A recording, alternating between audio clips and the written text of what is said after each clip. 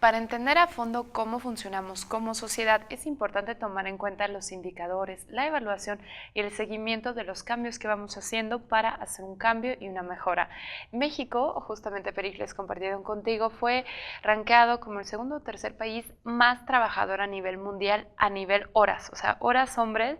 México es un país donde estás trabajando 3 turnos y una persona puede tener paralelo 3 trabajos con tal de sostenerse correctamente. Y este estudio generó como mucha polémica porque se decía, bueno, ¿cómo siendo el país más chambeador a nivel horario, seguimos con problemas de eficiencia, no crecemos a nivel económico ni despuntamos? Entonces, ¿qué sucede ahí? Yo particularmente creo, bueno, y todos hemos escuchado y hemos oído hablar de lo que es la eficacia y la La eficiencia, eficiencia, correcto. pero que reduzco a lo siguiente. ¿Se trata de trabajar mucho o de que el producto final de nuestro trabajo sea de calidad, sea óptimo y lo hagamos con los recursos que tenemos en el tiempo indicado para ello? Ciertamente trabajar de las 6 de la mañana a las 11 de la noche, pues cualquiera que sea esa su forma de trabajar, recibirá de nosotros un comentario en el sentido de decir, pues caray, te felicito, trabajas mucho. Pero por otro lado, yo podría decirle a esa persona, ¿y a qué horas duermes? ¿Y a qué horas descansas? ¿Y a qué hora ves a tu familia? ¿Y a qué horas te realizas como ser humano? Yo creo que el ideal de todo ser humano y trasladado a toda organización del tipo que sea, en los 3 niveles que hemos estado hablando, de gobierno, de empresa privada y de organizaciones de la sociedad civil, importa el tener productividad, eficacia y eficiencia. Se puede cumplir con la norma, cumplir con los proveedores, cumplir con los beneficiarios, cumplir con el gobierno, cumplir con tu familia, pero poseer la oportunidad de la reflexión interior para saber que lo que estamos haciendo tiene un método y tiene un orden y todo tiene un tiempo. En ese sentido, yo puedo decirte que organizaciones de la sociedad civil, como aquellas con las que yo colaboro, soy voluntario activo, como Ilumina Mi Vida y como Xochitl Ilumina Mi Vida, como ustedes saben, se dedica a la atención de personas con distintas discapacidades y a darles oportunidad de trabajo creativo para mantenerse a sí mismas. Y Xochitl es una institución que se dedica a la rehabilitación de personas con adicciones y que se alimenta también de la propia sociedad que le da oportunidad de existir. Yo me he percatado que en ambas organizaciones ha existido un crecimiento en ese sentido y ha sido muy positivo.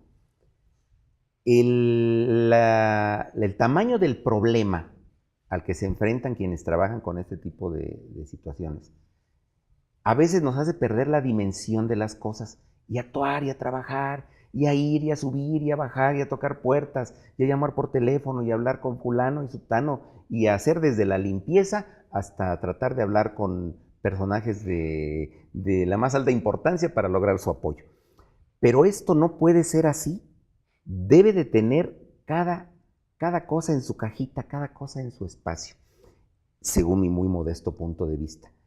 Y cuando se ha avanzado y se ha trabajado en esas organizaciones con las que yo tengo contacto, en ese sentido, ordenando, organizando, pero sobre todo sumando adeptos a la causa, sumando cada día más gente interesada, se diversifica el trabajo y las cosas se pueden hacer mejor. Yo creo que cuando diversificamos la función, tenemos claridad de lo que esperamos de cada colaborador y se asume que hay un tiempo para hacerlo, los resultados tienen que ser óptimos. No es fácil lograrlo. Yo personalmente puedo decir que a la fecha, en mí mismo, en mi propia vida personal, no lo he logrado. Estoy todavía intentando y ensayando métodos para tener la oportunidad de hacerlo así. el contacto con personas como tú, con compañeros del diplomado que cursamos a instancias de Sustenta y de otras organizaciones patrocinadoras, nos permite precisamente darnos cuenta de eso, de que de que a veces vemos el árbol y no vemos ese inmenso bosque, pero si nosotros no logramos comunicarle, y vaya, qué oportuno, en un medio de comunicación así, comunicarle a las personas, a los seres humanos, de la necesidad que hay de reunirse y de juntarse para interactuar para un fin determinado y lograr detectar a dónde están nuestras fallas, yo creo que es una oportunidad única y que es algo que debemos de tomar con la más alta importancia. Eficacia, eficiencia, trabajo ordenado, resultados óptimos.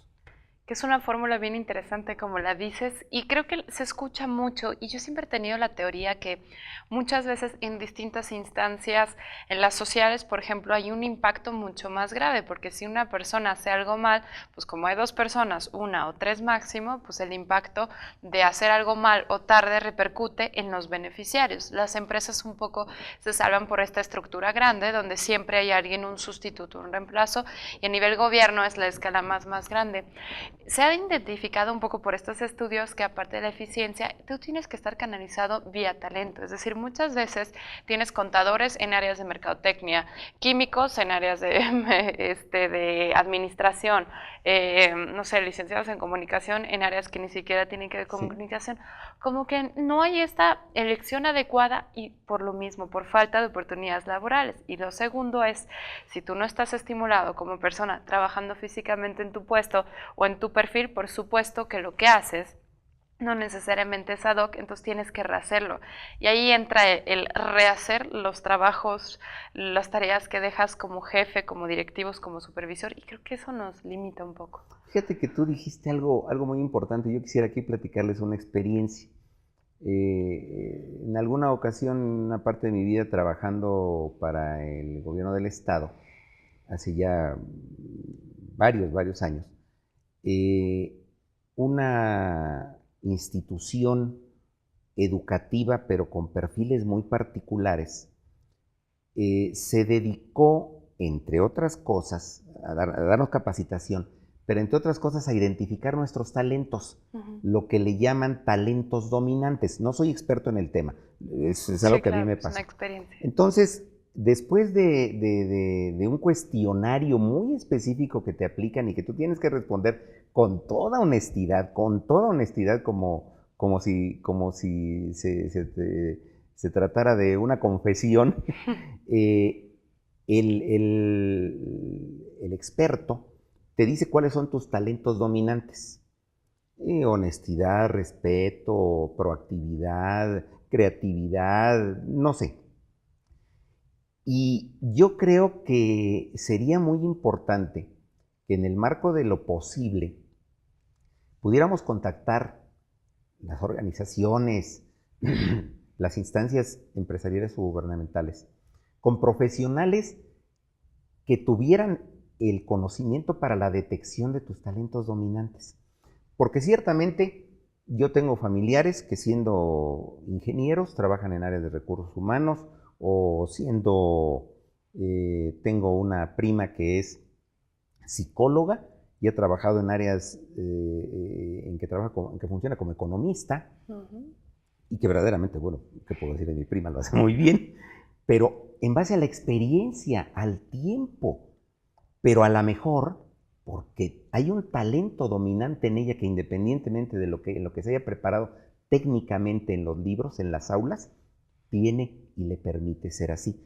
Yo creo que eso sería un ejercicio que aunque no lo hiciera un experto, debemos de tratar de identificar cuáles son nuestros talentos dominantes, porque podemos tener, como todo ser humano, no sé, n número de talentos, 30 talentos. Pero tenemos 5, 6, 7 dominantes. El comunicar, el talento artístico, no sé. Y cuando identifiquemos eso, yo creo que podemos darle al clavo en la asignación de tareas y de responsabilidades. Valga el comentario, y ojalá pueda ser algo en lo que reflexionemos.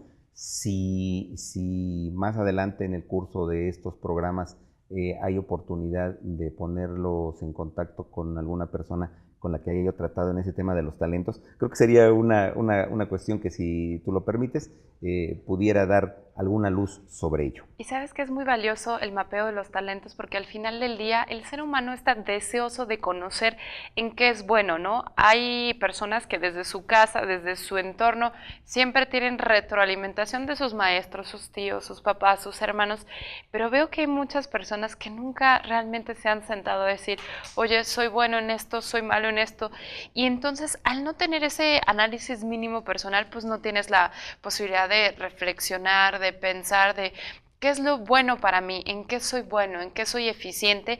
Y creo que, bueno, hay estudios tales como test de Benzinger que lo que hacen es validar esta parte, indicar efectivamente el test de Benzinger te valida que el engordar, el tener migrañas, dolores de cabeza, es porque estás forzando y no estás usando tu talento o, bueno, tu inteligencia dominante, ¿no? Que aparece en la parte de la corteza cerebral. Creo que es un tema súper rico, Pericles. Vamos a irnos en un corte comercial y regresando me encantaría que profundizáramos un poco sobre los impactos de estar en el tercer sector, en el mundo de los sociales, y sobre qué beneficios tiene uno como empresario, como persona, el integrarse a estas causas, porque creo que dejaron de ser como los de allá, los sociales, sino es algo que ya nos compete a todos.